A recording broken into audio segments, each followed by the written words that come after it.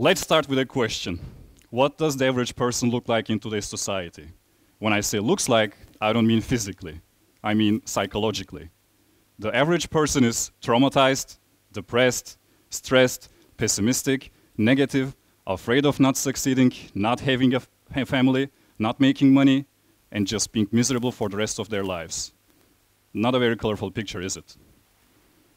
Unfortunately and tragically, these mental states have become the standard description of the modern human, and it has reached to such a point that people compete with each other's misery. I'm sure when I talk about this, people will pop up in your mind immediately. We try to one-up each other with how much more messed up our lives are.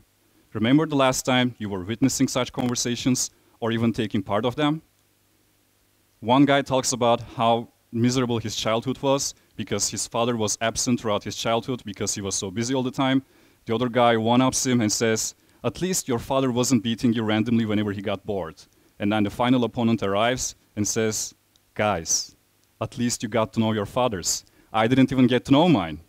And he says that with a slight hint of pride on his face. The thing is, such people have become the norm in the society.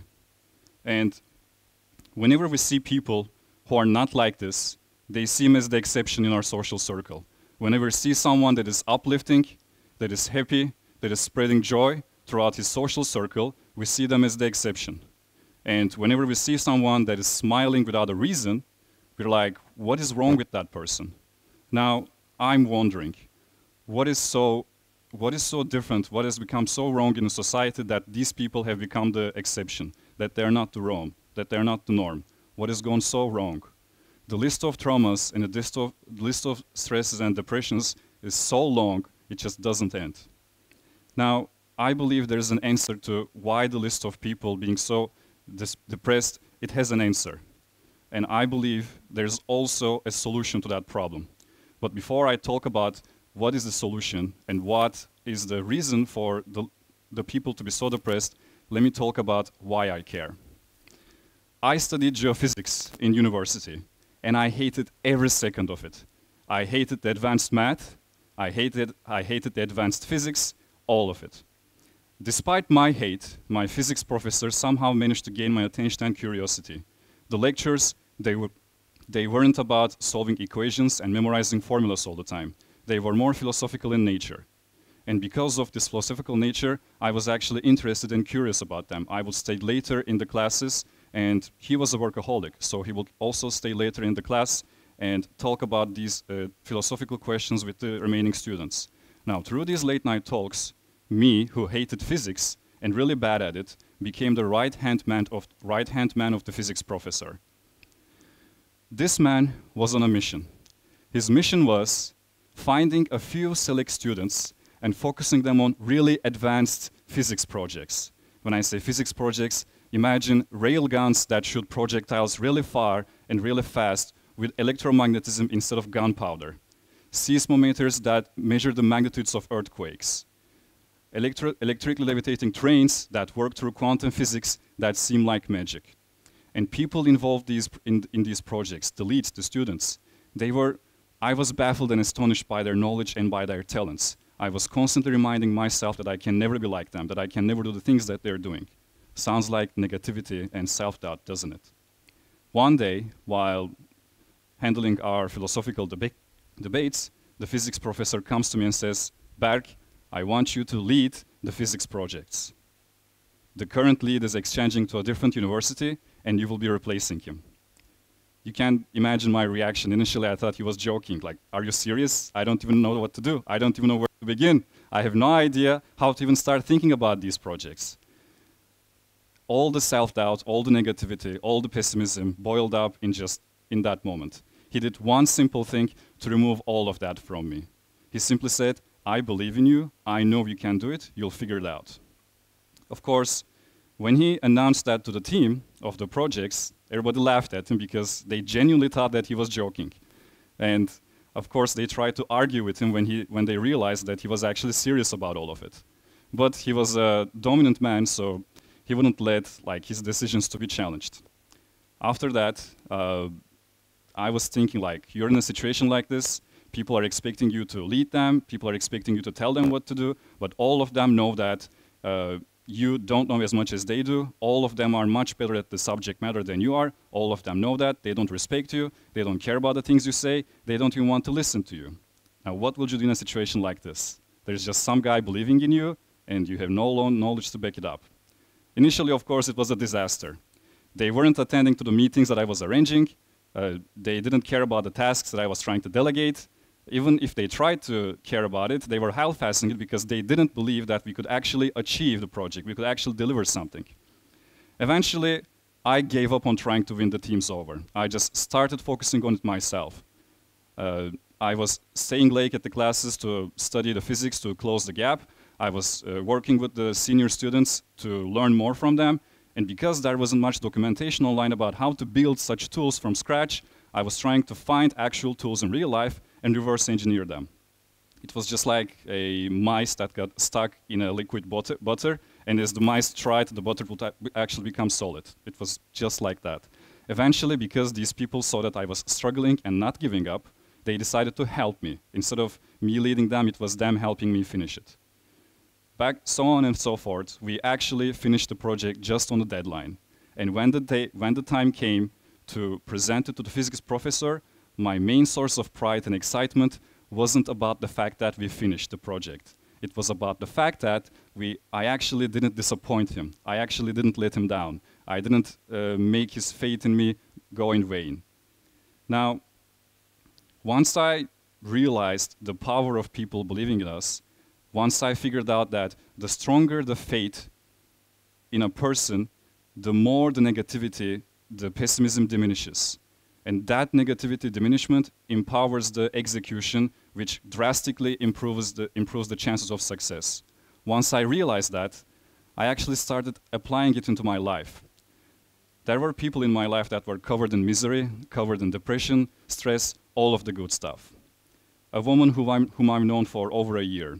From a distance, she looked like the happiest person. From a distance, you will think that nothing is wrong in her life. But if you were to spend just 5 minutes with her, you will be covered in misery and covered in negativity. I'm sure you can already imagine such people in your lives as well.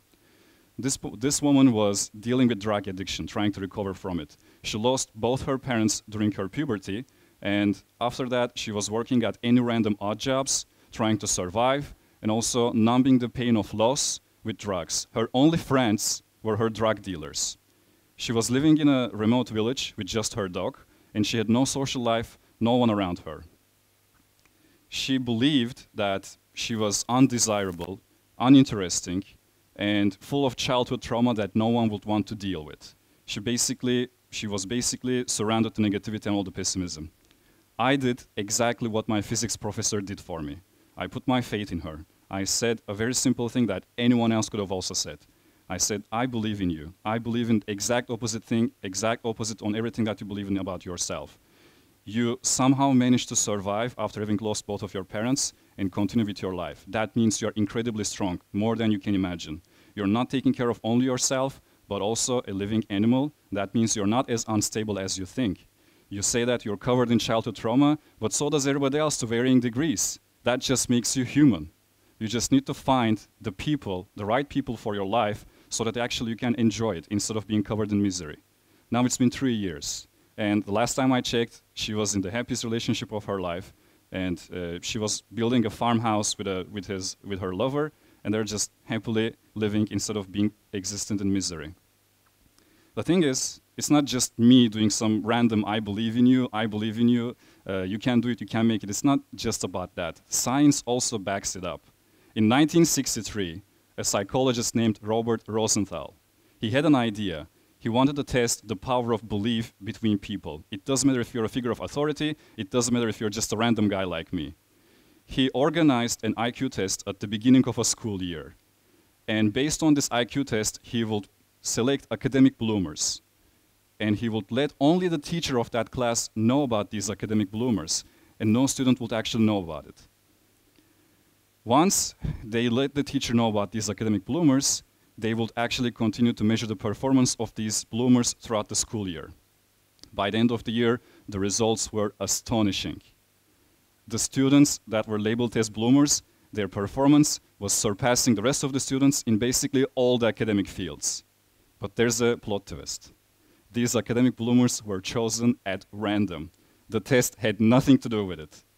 Now, why is that the case? How can just randomly chosen students with a random label on their names perform much better when they have no higher intellectual capacity?